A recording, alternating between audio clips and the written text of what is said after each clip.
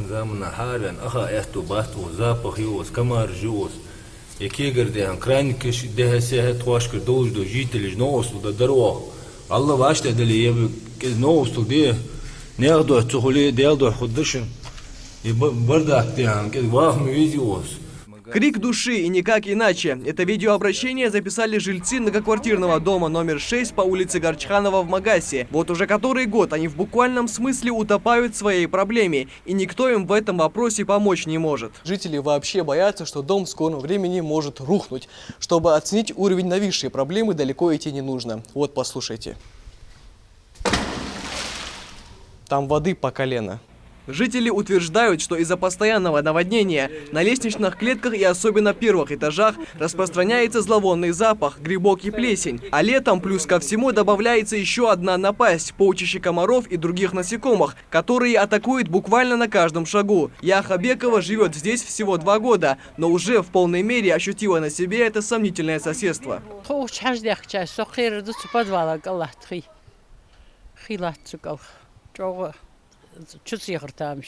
Этот многоквартирный дом был построен еще в середине нулевых, и по словам жителей, за последние 15 лет здесь ни разу не проводился капитальный ремонт, а все косметические и обязательные текущие работы они стараются делать сами, но сил и средств, чтобы самостоятельно решить наболевшую проблему, у них нет. Мы обращаемся в администрацию, они, правда, дают задание водоканалу, водоканал откачивает, но все равно через некоторое время опять подвалы. Сохраняются последствия, а сама проблема никак не решается. Да, не решается. Так вот, чтобы вот раз и навсегда вот этот вопрос у нас не закрывается.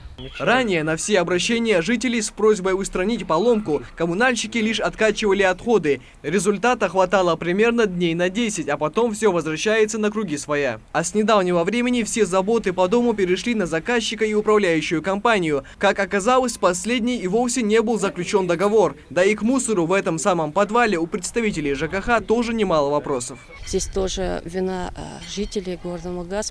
Почему? Потому что мы постоянно следим, стараемся делать замечания, выслушивать, все равно оставлять, выпускать детей, маленьких детей с сумками, им же тяжело, они иногда не доносят до мусорного бака. Сегодня, если честно сказать, созданы все условия для того, чтобы нормально сорганизована работа, для того, чтобы полный порядок был в городе. Но люди, к сожалению, большому моему сожалению, не слушают нас или не хотят слушать, я не знаю.